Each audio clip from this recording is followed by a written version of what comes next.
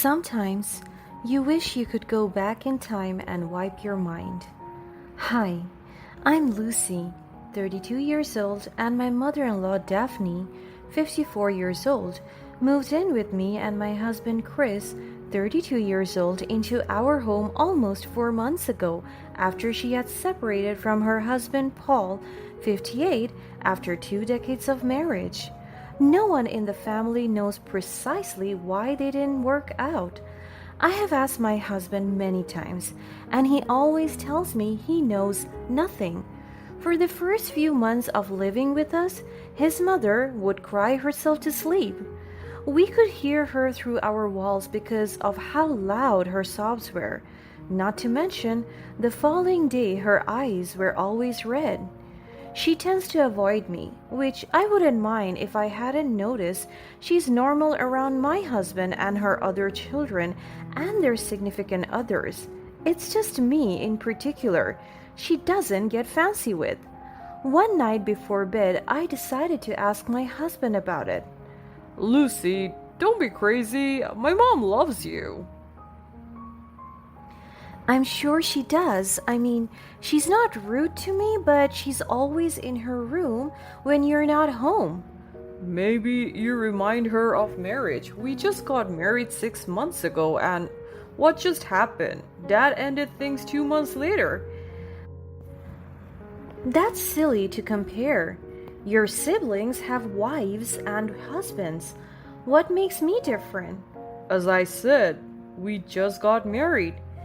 Maybe he had a point, but I was still saddened that she didn't like to be around me. I tried to do nice things, such as buying her favorite tea, ensuring she was always fed, and asking if she would like to take a walk down the park with me. She always said no. I don't know how long she's planning on living here, but I was hoping sooner than later because her bedroom is supposed to be the nursery. Chris and I were planning on starting a family, but we had to stop for the sake of taking care of his poor mom's broken heart. Other than the baby, I didn't mind having her live with us. That was until I found out why she didn't like me. Chris's sister Betty came over with her 2 kids for dinner. It was Chris, me, Betty, the 2 kids, and Daphne sitting around the table enjoying the company. Chris suddenly got up from his seat and excused himself. He came back a few moments later with a box. "Oh, Chris, you shouldn't have," Betty teased. Oh, you're hilarious. Here you go, sweetheart. My husband said, handing me the box. What's the occasion? Well, with my work kicking my butt, I know that I missed our 6 month anniversary, and I wanted to make it up to you for our 7.5. I opened the box and found a beautiful floral dress. I have been eyeing this for a few months, but I haven't collected the money for it. Oh, Chris, you shouldn't have. Thank you. That is so beautiful. I looked out of the corner of my eye and witnessed Daphne's glum expression. When she noticed me, she gave me a half smile. "How lovely," she said weakly. After dinner, I went upstairs to hang the dress up so it wouldn't collect wrinkles. The family sat around in the living room except for my mother-in-law. She randomly disappeared. She often did that, so I paid it no mind. While sitting and talking, Betty told my husband and me she was going on a date the following week. She asked if I could borrow some jewelry. Betty hasn't been on a date since the children's father, and that didn't end so well. I, of course, said yes and went up to my bedroom. There, standing against the closet, was my mother-in-law. Why are you in my bedroom?" "What?" "Why are you in my bedroom?" "I just wanted to take a look through your closet. You have such a beautiful dress. I didn't know that would be such a bother." It's not." We stood there awkwardly for a few seconds before she went back downstairs. I don't know why I said it wasn't a bother because it kind of was. After Betty and her kids went home, my husband and I went straight to bed. For the most part, I'm a light sleeper, so when I heard my closet door open, my eyes shot open. There, standing by my closet, was Daphne, and she was looking right at me. I was mortified considering how late and dark it was. I couldn't even speak. Instead, my mother in law shut the closet door and exited the room. I didn't sleep well for the rest of the night. When my husband woke up the following day, I told him what I saw. My mom? You must be joking. Why would I joke like that? I saw her lurking in our room. As soon as I said that, Daphne came downstairs. Daphne, can we talk for a second? Good morning to you too. Can't I get a cup of coffee first?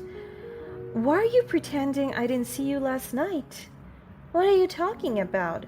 In my bedroom? By my closet? Oh my lord, you're still on about me looking through your closet after dinner? What? No, I saw you in the middle of the night. Oh dear child, no, that wasn't me. Did you have a nightmare? I don't know. It sounds like it. You must really not like people admiring your wardrobe if you're dreaming about it. No, that's not it. She had somewhat convinced me that it was simply a bad dream, but I still had suspicions. The next couple of nights I had trouble sleeping, which was kind of a good thing because I was able to stay up and see if my mother-in-law did come into my room at night. But after weeks went by and nothing came of it, I soon forgot about the incident. Things didn't get weird again until it was my husband's promotion dinner. He wanted me to wear the dress he bought. I did so gladly, having stared at it long enough. The problem was it didn't fit. It was too stretched around my waist. Babe, I thought you knew my dress size. Of course I do. It's a 4. And lo and behold, once I looked at the tag, it did read 4, and it was from the same brand I usually shop at. I inspected the dress and noticed that the waist looked as if someone who's a little bigger decided to try it on.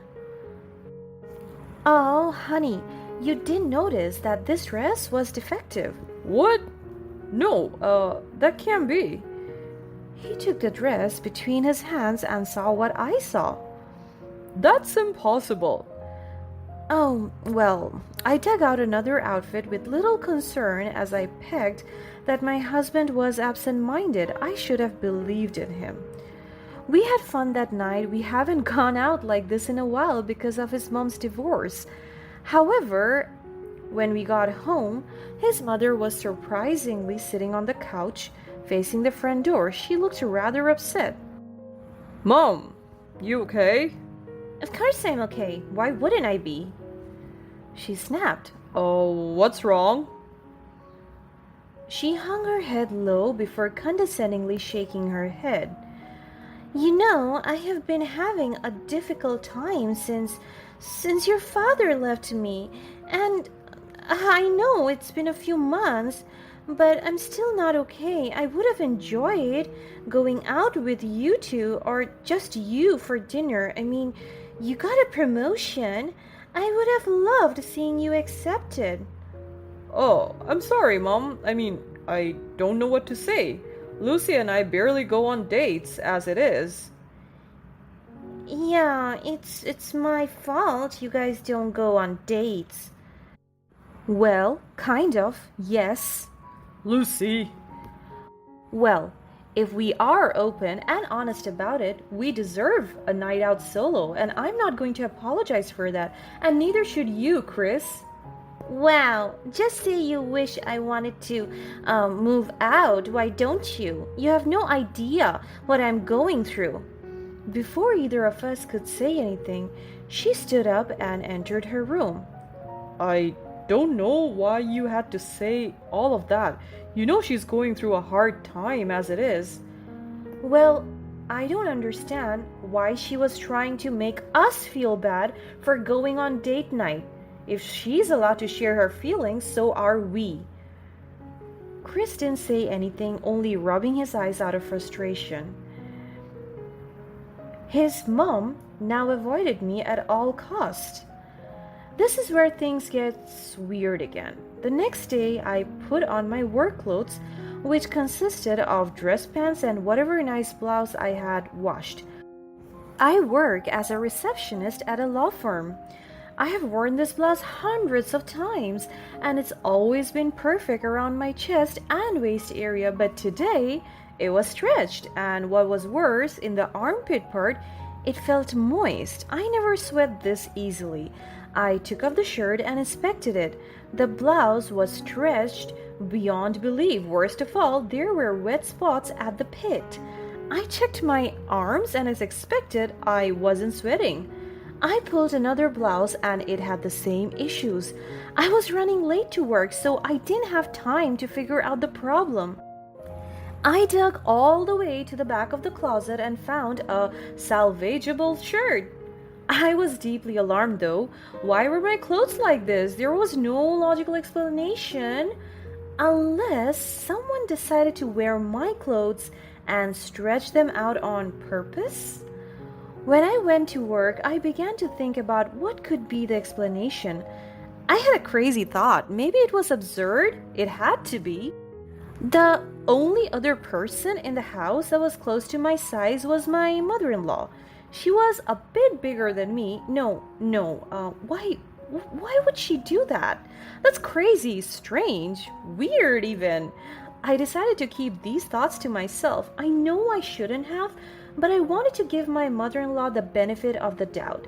That night, I stayed up late to see if my mother-in-law would enter my room. Unfortunately, I couldn't stay up long enough as sleep had overtaken me. When I woke up and started my daily routine, I noticed my toothbrush was wet. This paranoia was eating me alive. Could this be my mother-in-law? From stretching clothes, leaving pit stains, and sabotaging my toothbrush? I mean, why the hell is it wet? Again, as I was getting ready for work, I was putting on my undergarments. This is where I drew the line. My underwear was stretched as I pulled them up. No. This woman did not just put on my clean underwear. I took them off immediately and took a whiff. Chris! He rushed upstairs, spilling his coffee all over his front shirt. Baby, what's wrong? Your mother. What? I know this is going to sound crazy, and maybe it is, but I don't care. Your mother has been wearing my clothes, including my underwear, and using my toothbrush. This woman has a vendetta against me. Why would you say that about my mom? She would never do something like that. Come on, don't pretend you don't notice how she's around me. My mother loves you. Where is she? I need to talk to her. Lucy, I swear to God, if you bother my mother with your delusions while she is still in a state of despair, you and I will have to be questioning how long this marriage will last. My mother is my rock. I hate seeing her in pain, and what my dad did to her. Please, unless you have definite proof, I don't want to hear it. I do. The clothes are stretched. They smell. That could be the washer. Maybe we need a new one. I left it at that, knowing anything I said, he would counter. How had I not realized he was a mama's boy? Explains why she decided to move in with him rather than his other siblings. If he wanted proof, then I would give it to him. That night, I went to the nearest store to find some sleuthing equipment. 2 hidden cameras. Check. Speaker? Check. That's all I needed. I came back home with 2 fake fast cameras. Daphne, I got you a plant. It would freshen and lighten up your room. Why? Mom, Lucy's trying to be nice. Okay, thank you, she said, turning back to the TV. I could tell in Chris's eyes that he was noticing her behavior shift. I guess I'll put this in your room for you? I put one camera on my bedside table facing my closet, and then I went to my mother's room and did the same. I was tempted to check her closet if she was secretly holding anything for me. But my husband called me from downstairs for dinner, and so I abandoned that idea for another time. I surprisingly slept soundly that night as I knew I was getting answers very soon. I didn't even bother looking at the front of the closet and dug at the back for clothes. Before heading off to work, I checked the footage on my phone. Unfortunately, she didn't visit our room. As I was driving to work, I was doubting myself if maybe I was running delusions in my head. I could barely keep up with my work. My mind was buzzing with anticipation. This all changed when I checked the camera footage once again during my lunch. Lo and behold, my mother-in-law entered my bathroom. I put on some earbuds to hear the audio. I could hear an electric type of sound, something similar to an electric toothbrush. I wanted to hurl. I wonder how often she did this until I caught her. She exited the bathroom and went toward my closet as expected. Daphne dug further and further into the back of my closet. Randomly, she began to hum to herself with a sing-song tune. I watched in surprise and horror as she stripped from head to toe with only her undergarments on and stretched out my blouse and skirt. The ribs could be heard and she grunted and groaned out of frustration. Of course, he would love you. He likes what he sees. She laughed bitterly to herself, but that laughter soon turned to sadness, and I began to hear her cry. She sat on my bed.